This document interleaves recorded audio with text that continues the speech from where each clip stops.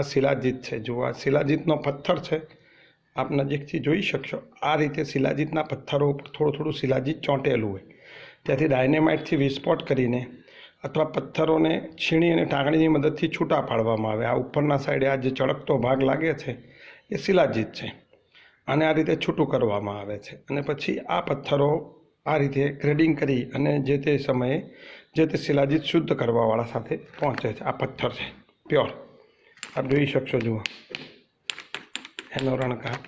એવી જ રીતે એક બીજો પથ્થર પણ છે જેના ઉપર આ શિલાજીત આપ ચોંટેલું સ્પષ્ટપણે જોઈ શકો છો।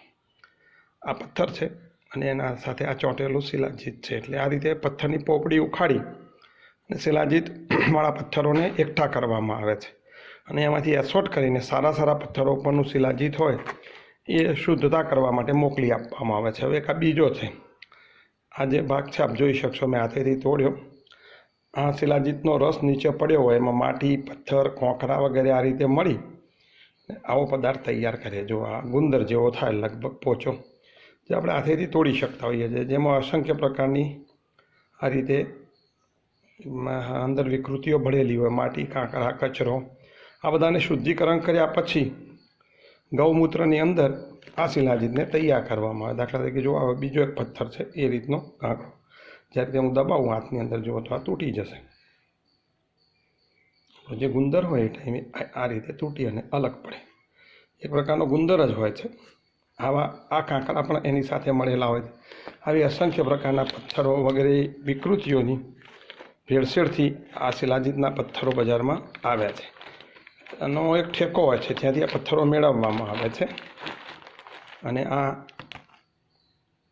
પથ્થરોને પછી શુદ્ધિકરણ માટે લઈ જવામાં આવે છે, અને ત્યાંથી એનું અલગ અલગ પ્રકારે શુદ્ધિકરણ કરવામાં આવે છે। અને શુદ્ધ થયેલું શિલાજીત સૂર્યતાપી અને અગ્નિતાપી એમ બે પ્રકારે અલગ અલગ પથ્થરોથી તૈયાર કરવામાં આવે છે।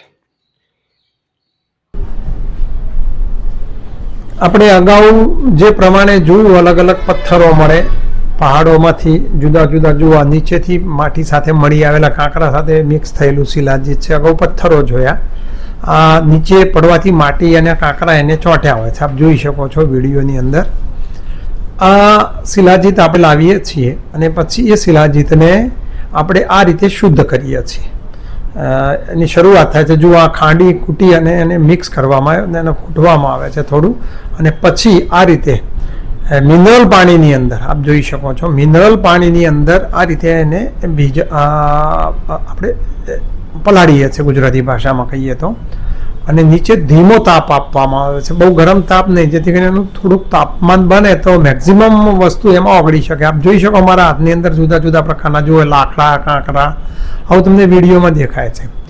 આ અલગ પ્રકારના કચરા અને અશુદ્ધિઓ દૂર કર્યા પછી આપણે આમાં જોઈ શકશો કે તળિયે પહેલાં આપણે ગાળી લીધું તમામ પ્રકારનું, પણ તળિયે રાખ્યા પછી પણ એમાંથી આવો નિતાર આવે છે। આ નિતાર આવેલું પાણી જે છે એ પણ ફિલ્ટર કરીને લઈ લેવામાં આવે છે આ રીતે ગાળીને, અને આ નિતારનું પાણી પણ જે છે એ પણ 2-3 વખત થોડુંક થોડુંક પાણી નાખી અને લઈ લેવામાં આવે છે, એટલે એમાં રહી સહી જે કંઈ શિલાજીત હોય બધું આવી જાય।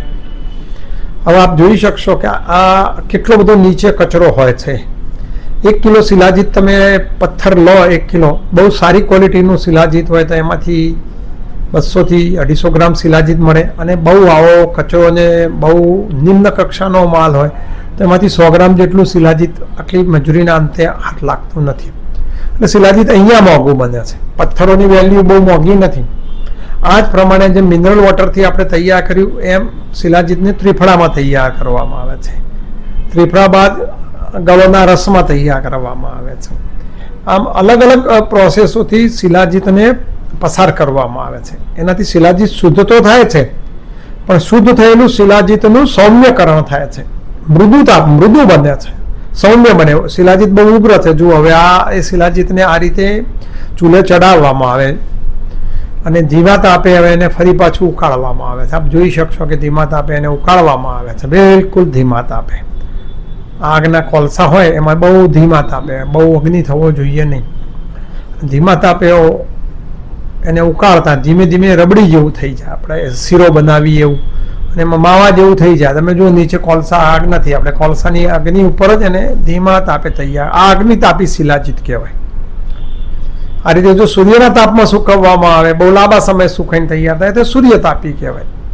સૂર્યતાપી થોડું મોંઘું પડે છે કારણ કે એમાં સમય વધારે લાગે છે, પણ એમાં તત્વો સારા હોય છે. આ અગ્નિ તત્વ, અગ્નિ શિલાજીત, અગ્નિજીત, અગ્નિ ઉપર બનાવેલું, એમાં તત્વો થોડાક મળે છે સામાન્ય જેવા, પણ એકંદરે બધા અગ્નિજીત શિલાજીત જ બજારમાં વપરાય છે. અને આ બંને શિલાજીત વચ્ચેનો ભેદ થયો, સૂર્યતાપી અને અગ્નિતાપી. આ ધીમે ધીમે તમે જોજો, એ ધીમે ધીમે ઉકળી અને ધીમે ધીમે શીરા જેવા પરિસ્થિતિમાં ફેરવાય છે, બિલકુલ ધીમા તાપ. આ મહત્વનું, જો આ નીકળી, આ શિલાજીત તૈયાર થઈ ગયું. હવે આને આપણે રીતે કાઢી અને લઈ લઈએ છીએ. હવે બીજી વખતે આપણે એને ગૌમૂત્રમાં તૈયાર કરીએ છીએ. આપ એ પણ જોશો કે આ ગૌમૂત્રનો ભરેલો કેરબો છે મારી પાસે, અને આ ગૌમૂત્ર હું ચૂલા ઉપર નાખી રહ્યો છું, અને ગૌમૂત્રની અંદર શિલાજીતને નાખી અને ફરી ગરમ કરવામાં આવે છે, ઉકાળવામાં આવે છે. આ ગૌમૂત્ર સ્પેશિયલ શુદ્ધ કરેલું, ગાળેલું કેરબો ભરીને લાવવામાં આવ્યું છે. દેશી ગાયનું જ હોય છે, આપણે કાંકરેજી દેશી ગાયનું ગૌમૂત્ર મેળવ્યું છે. અને ગૌમૂત્રમાં એનું શુદ્ધિકરણ તો સમજ્યા જેવું છે, પણ ગૌમૂત્રની હાજરીમાં એની પાચકતા વધી જાય છે, સુપાચક બને છે. અને એમાં કેટલાક વિષેલી તત્વો જે હોય છે, વિષ તત્વો આવ્યા હોય જમીનના, અમુક આર્સેનિક જેવા કે એવા બીજા વિષ તત્વો, એ ગૌમૂત્રની હાજરીમાં ઓછા થઈ જાય છે. આપ જો હવે શિલાજીત આપણે જે પહેલા ત્રિફળાના ક્વાથમાંથી તૈયાર કર્યું હતું એ આમાં ઉમેરીએ છીએ ફરી પાછું, અને ધીમે ધીમે આખું ગૌમૂત્રમાં ઓગાળી દેવામાં આવશે. અને ગૌમૂત્રમાં ધીમા તાપે ઓગાળવાનું આવે. બિલકુલ તાપ આમાં બહુ મહત્વનો છે, બહુ ધીમો તાપ થવો જોઈએ, ભારે અગ્નિ ના જોઈએ.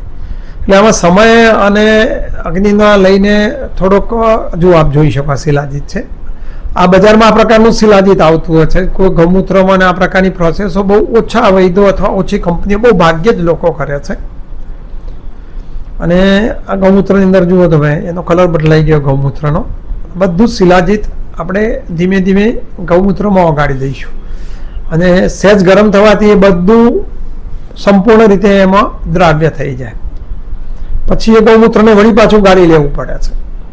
ગાળ્યા પછી એમાં જો કોઈ અશુદ્ધિ આવતી હોય તો એને ફેંકી દેવાની આવે છે, અને છેલ્લે એ ગૌમૂત્રવાળા શિલાજીતને ધીમે ધીમે ગરમ કરવામાં આવે છે. હવે આ પછી બે પ્રકારનું શિલાજીત મળે.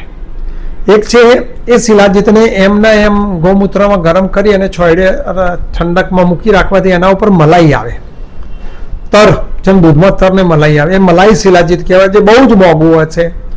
30 થી 40, 50, 60 હજાર રૂપિયા કિલો જેવું થાય, કારણ કે બહુ ઓછું મળે છે.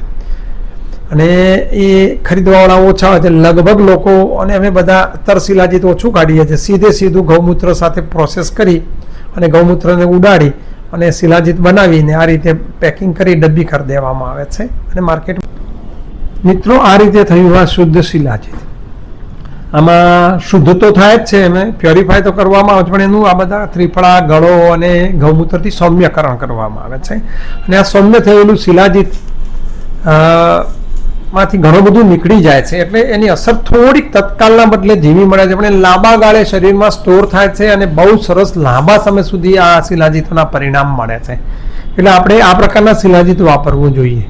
બજારમાં મળતા કચરા, અશુદ્ધિવાળું શિલાજીત ન વાપરવું જોઈએ. ધન્યવાદ. જય જવાન, જય કિસાન.